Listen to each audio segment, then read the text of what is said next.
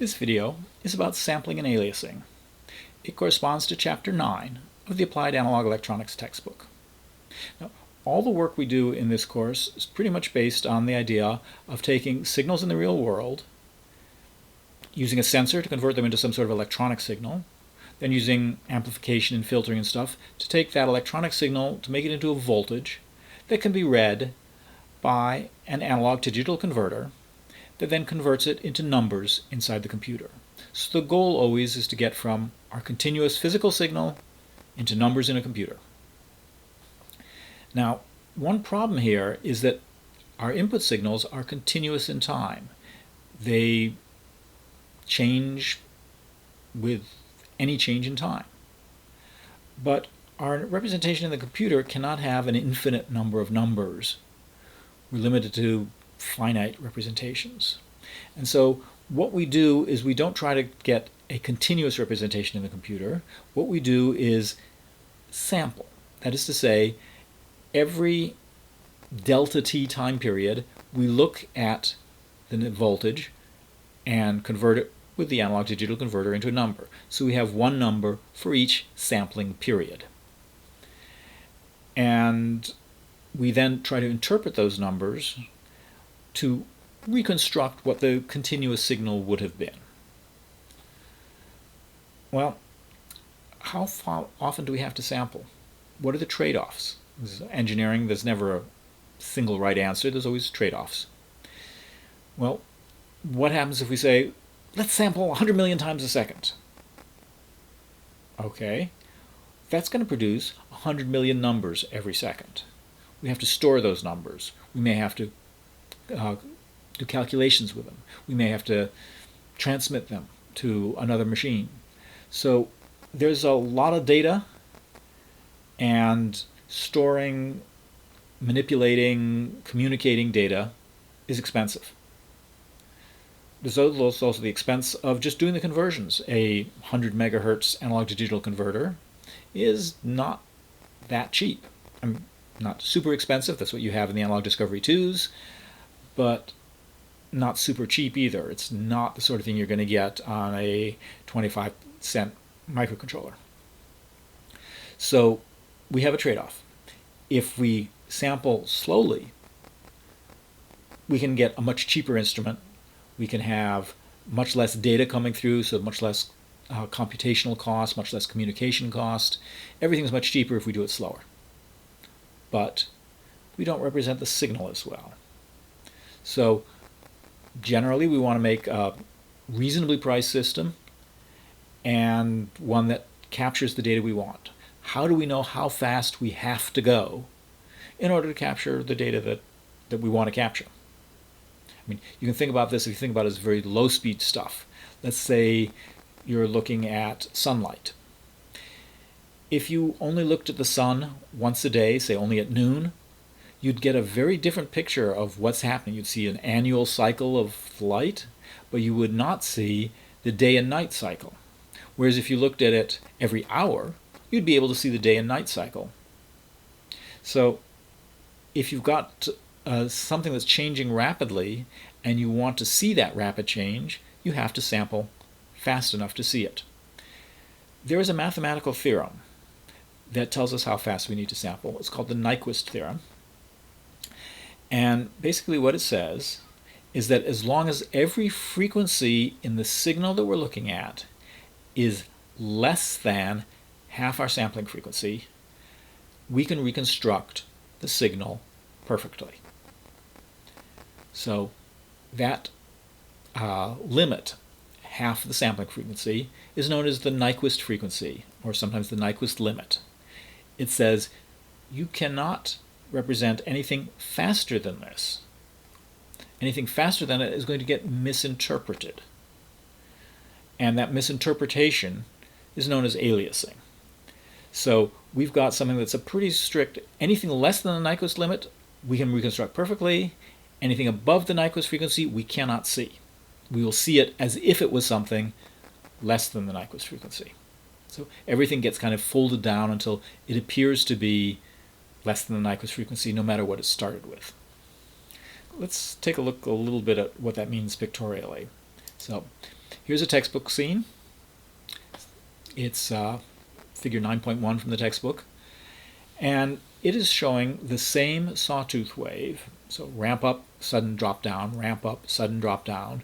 The sawtooth wave is at 1.1 hertz. And what I've done is shown what happens is you sample it at different frequencies. I've also shown a very crude reconstruction of the continuous signal from those samples. This is essentially the crudest possible reconstruction. It's one that just says, assume that for the entire sampling period, it's at the value you sampled. So that's not an accurate reconstruction of the signal, but it gives you a good idea of what sort of information is available, and it makes the sampling periods here more apparent. Okay, so the first one there, A. I'm sampling at 40 hertz, which makes my Nyquist frequency 20 hertz. The 1.1 hertz is way below 20 hertz, so it should be reproduced properly. And indeed, if you look at that, the red curve and the blue curve there are almost indistinguishable. I mean, the red curve, because it's this crude, every 40th of a second it changes, it's got those little steps in it, but it's a pretty close representation of the input signal. What happens if we sample slower? Second one, 10 hertz sampling. Now our Nyquist frequency is 5 hertz, and 1.1 hertz is still less than 5 hertz. We should be able to reconstruct the waveform. And you can see we've still pretty much got the waveform that we had coming in. You can notice, though, that we're not quite capturing everything, because if you take a look at what's happening around 1 second, well, we missed the very bottommost peak of the signal. And that's because, though I said the sawtooth wave is 1.1 hertz, sawtooth waves don't just have a single frequency in them. Something that has only a single frequency is a sine wave. Sawtooth wave isn't a sine wave, therefore it's not just a single frequency. What does it have? Well, it turns out it has all the odd harmonics, so 1.1 hertz, 3.3 hertz, 5.5 hertz, and so on. And some of those are indeed above the 5 hertz Nyquist limit. And that means that even if we tried to reconstruct this thing, we could not reconstruct the sawtooth wave perfectly, because some of our frequencies in the sawtooth wave are above the Nyquist limit. If you look at what's happening in the next one, where we're sampling at a really low frequency, 4 hertz, the Nyquist frequency is only 2 hertz. So 1.1 hertz is still below the 2 hertz, so we can still reconstruct the basic shape of the wave, but the 3.3, that third harmonic, which is the first one above the 1.1 hertz, is already above our Nyquist limit. So we're not going to be able to reconstruct this waveform very well. You'll notice there's another phenomenon going on here. Is you take a look that the waveform doesn't repeat exactly. It starts out on the first period starting at 0, but in the second period it's starting somewhat higher up, and in the third period it's starting even higher up. This phenomenon comes from sampling at slightly different places in the waveform on each period. So we're not sampling in exactly the same place each time, we don't get exactly the same numbers, and we'll get an effect that's known as beating, where things can drift up and down or get larger and smaller as a result of sampling at different places in the waveform on each period. Now, if we'd picked our sampling frequency to be 3.3 hertz, like in part D down there, then we would be sampling at exactly the same place in each period, and we would get exactly the same waveform each time. If we do 3 hertz, now we're sampling a little bit earlier in each waveform, whereas at 4 hertz we were sampling at 3 hertz we were sampling a little bit later each time, 4 hertz we were sampling a little bit earlier each time, and again we get a change in the waveform in each period. And finally, if we're sampling at 2 hertz, we're now below the Nyquist limit, or the 1.1 hertz is now above the Nyquist frequency of 1 hertz. And so it's not going to look like a 1.1 hertz signal anymore. If you extend this for a long time, you'll see that what it ends up looking like, it looks a lot like we were sampling a 0.9 hertz signal rather than a 1.1 hertz signal. This phenomenon of the frequency looking wrong is aliasing. Aliasing is the phenomenon of the apparent frequency not matching the actual frequency. Changes in the shape are not aliasing. Aliasing is the change in frequency. Okay, let's take a look at one of the claims I made, because it was one that I was very dubious about when I first ran into the Nyquist theorem. And that is the claim that we could reconstruct something perfectly. Now, here what I've got on the left is a beat pattern. If we take 19 hertz sine wave and sample it at 40 hertz, we've got this thing that gets bigger and smaller, and we see something that looks like a 2 hertz pulsation there. In fact, if we listen to this thing, we would hear that 2 hertz pulsing. It's known as a beat frequency. But the Nyquist theorem says 19 hertz is less than the Nyquist limit of 20 hertz. So we're below the Nyquist frequency. We should be able to reconstruct perfectly from that terribly beating signal a steady 19 hertz sine wave. I was a bit dubious. So I looked a little more into how do you do that reconstruction. And it turns out that the mathematical result is perhaps a little bit misleading, because it requires an infinite time filter. You have to look at all the time in the past, all the time in the future, in order to perfectly reconstruct the signal. There's a filter that does it that's called the sync filter, but it's not a physically realizable filter. It's got infinite extent and time in both directions. It's called a non-causal filter since it relies on knowing the future. So the question is, can we do an approximation that's any good? And I looked that up also, and I found out that there is indeed an approximation with a causal filter, one that only looks at what's happened in the past and doesn't look into the future at all, called the Lanczos filter, which approximates the sync filter. And so I used Python and SciPy signal package to implement a Lanczos filter and to take this 19 hertz sampled at 40 hertz, that data, and try to reconstruct it with the Lanczos filter. And that's what it does here above my head. What you've got is the green signal there is the input data with a strong beat. The red is the output of the filter. Now, because this can only look into the past and it assumes that the data has been constant 0 before the data stream starts, it takes a while for the filter to build up the output. But eventually it gets to the point where it is pretty close to providing that 19 hertz signal, this 19 hertz sine wave that came in, accurately reconstructed.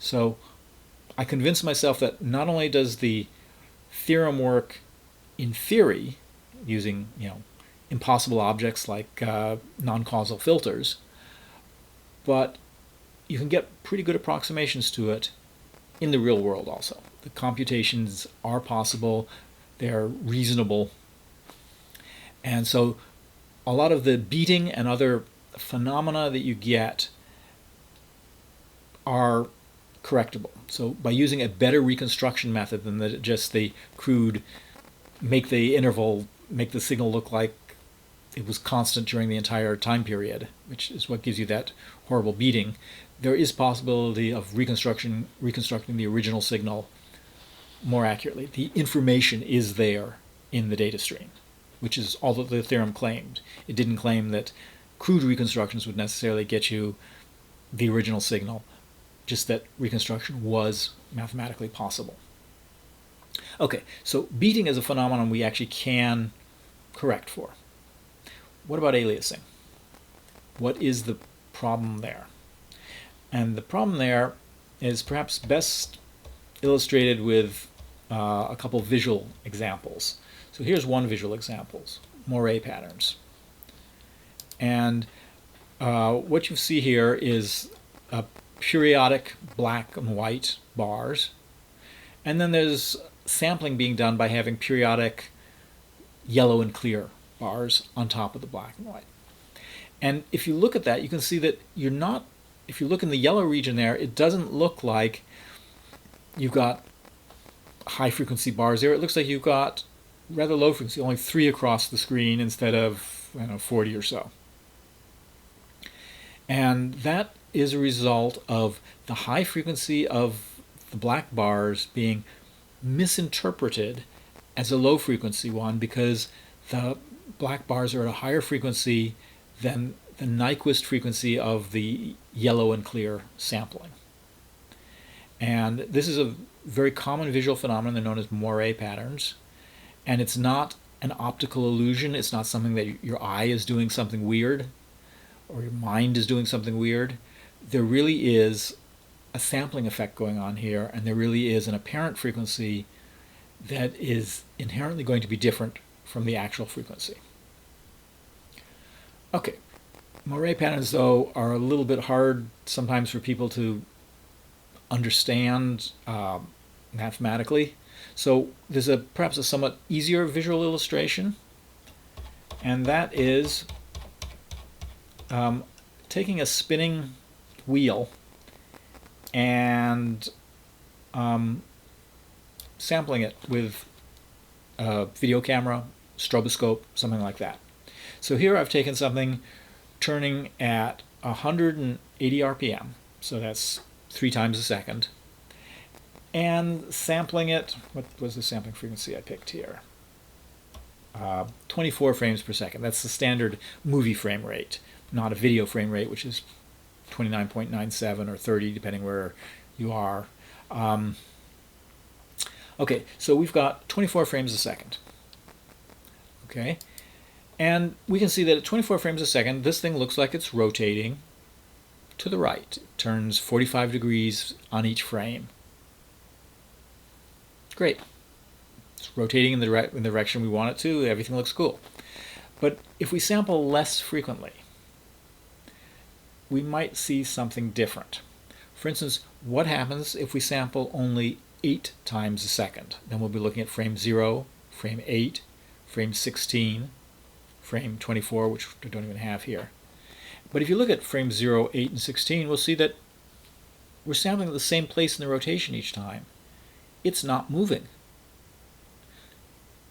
The thing's actually spinning 3 times a second, but if we were sampling it at this rate, we wouldn't see any motion. Similarly, if we were sampling, say, every 7th frame, then we would see 0, 7, 14, 21, and here it looks like it's rotating backwards. So what happens is that depending on the rotation speed compared to the sampling rate, we may get something that looks like it's rotating forward, rotating backwards, stopped. And all these things can be explained in terms of aliasing and what the actual frequency does compared to the apparent frequency. The apparent frequency compared to the actual frequency. And the Nyquist theorem actually gives us a nice way to view this. So let's take a look at one more example to get a better notion of what this negative frequency is with a one-dimensional thing rather than a two-dimensional thing. So we're not now looking at a rotating wheel, we're looking at just a ramp that's got a flat spot. So as we start up, it's got a flat spot, ramps up, drops suddenly down, flat spot, ramps up, suddenly drops down. And that signal is happening at 41 hertz. So there's a bunch of little skinny blue spikes there that you can hardly see. If we sample that at 40 hertz, though, we're going to be looking just a little bit later in the waveform each time we sample. And what we're going to see is something that looks like a 1 hertz ramp signal. Flat spot, ramp up, sudden drop down. Flat spot, ramp up, sudden drop down. But it's going to be looking like it's a 1 hertz signal rather than a 41 hertz signal. What happens if we take a 39 hertz signal. Now we're going to be sampling just a little bit earlier in the waveform each time. So the signal was still a flat spot, ramp up, drop down, but because we're going just a little bit earlier in the period each time, it's going to look like we're going backwards at 1 hertz. So this is a -1 hertz frequency. There's a time reversal going on here. You can see it's not a voltage reversal. We're not negating the signal because the flat spot's still on the bottom. It's a time reversal. It's looking like a -1 hertz signal. All right. So how can we predict this apparent frequency? I said that this one's a 1 hertz signal on the left and a -1 hertz signal on the right. How can I predict that from just the frequency and the sampling frequency? Well, it turns out that's fairly easy to do also.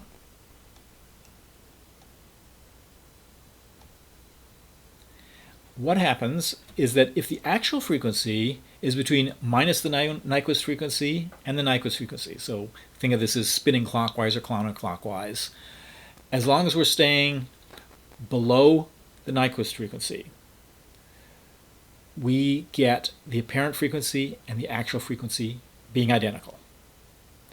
But once we start going too fast, we get above half the sampling rate, so above the Nyquist frequency, suddenly it wraps around. And so we go from being 0.49 of the sampling frequency. When we get up to 0.51 of the sampling frequency, it's as if we were at minus 0.49. If we get up all the way up to the sampling frequency, it's come all the way back up to 0. And if you think about that, if what you're looking at is the same frequency as your sampling frequency, then every time you sample, you're going to be looking at the same place in the period. And that's going to say, hey, it didn't change. It looks exactly the same as if it wasn't moving at all. And that's true if it spins twice around and you still look at exactly the same place. So at twice the sampling frequency, you're again going to get a 0. At 3 times the sampling frequency, you spun 3 times around and end up in the same spot, and you look again, it hasn't moved. So at any integer multiple of the sampling frequency, your apparent frequency is going to be 0. And in between, it's going to go from minus half the Nyquist frequency up to plus half the Nyquist frequency in this simple periodic repetition. Now, sometimes when we're looking at a signal that we can't tell whether the frequency is positive or negative, if we've got something like a sine wave or cosine wave where we can't tell negative frequencies from positive frequencies, you get something that simplifies this a little bit, because basically you take the absolute value of the apparent frequency and you end up with this plot. At DC, you get DC. Zero frequency appears as 0 frequency. 1 times the sampling frequency, again, appears as DC.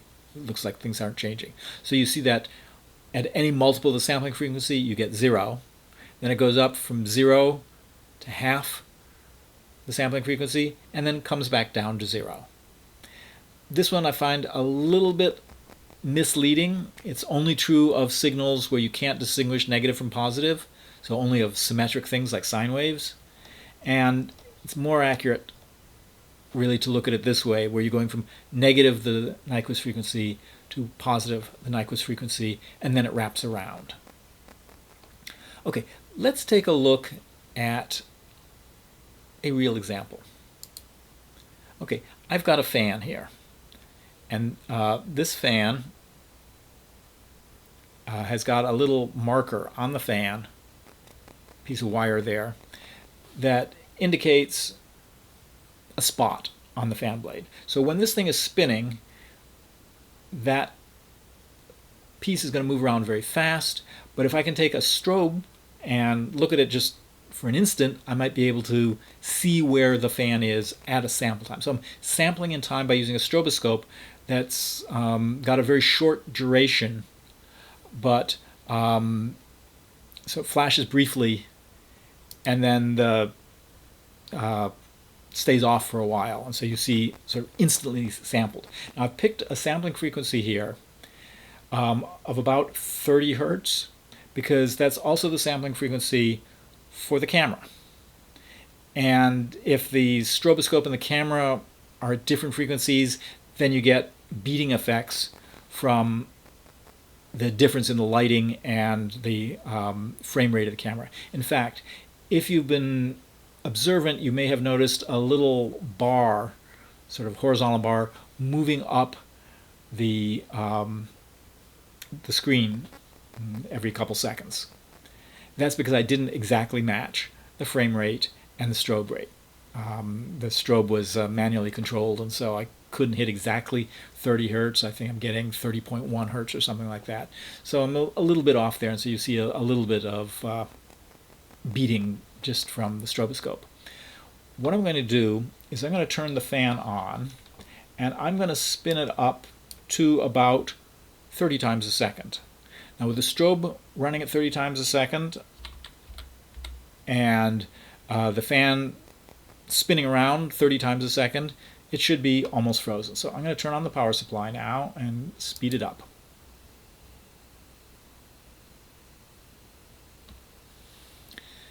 Now this thing is spinning clockwise at just under, sorry, it's spinning counterclockwise actually, at just under 30 hertz. And I'm sampling at just over 30 hertz. And so I'm sampling a little bit earlier in the period each time. And so what you're seeing there with the clockwise motion, that's actually in the negative direction. It's actually spinning the other way. If I speed it up just a little bit, maybe I can get it. Okay, now it's spinning at about 31.5 hertz, so 31.5 times a second, and still sampling at about 30.1 a second. So what we've got is something where the apparent frequency is, about half a hertz or so. It looks like it's turning every 1,000, maybe about a hertz. It's turning about once a second.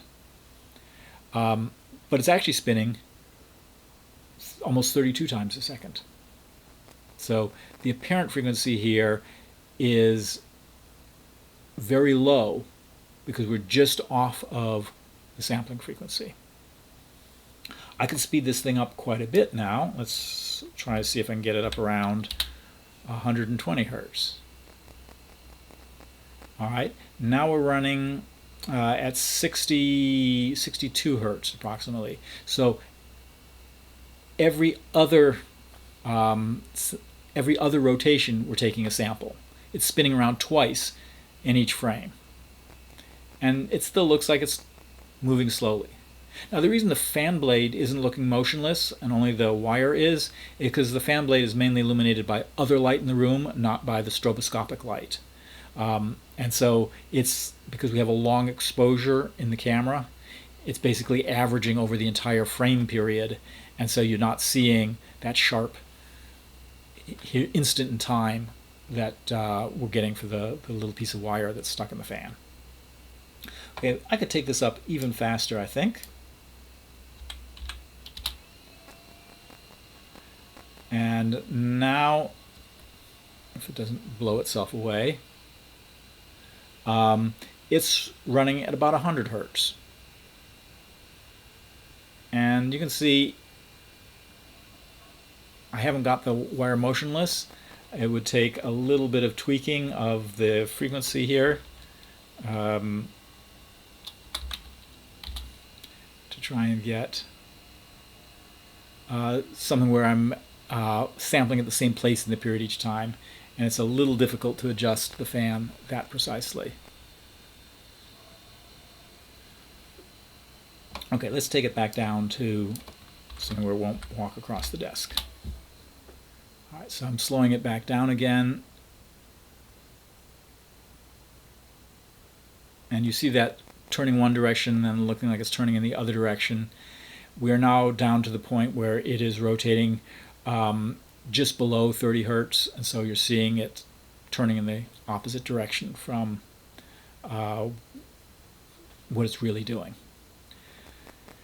Okay, for your lab assignment, you're going to be doing sampling and aliasing, not with a fan like this, but just with function generator and the Analog Discovery 2 and using Pterodact to record it.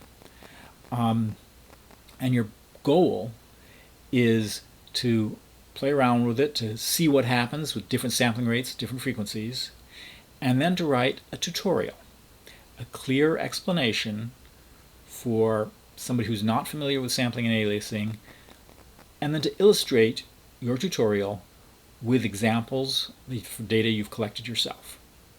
So the goal here is for you to understand sampling and aliasing, not just in sort of a vague, oh, there's this theorem, but so you have a good intuitive understanding and can explain it to other people.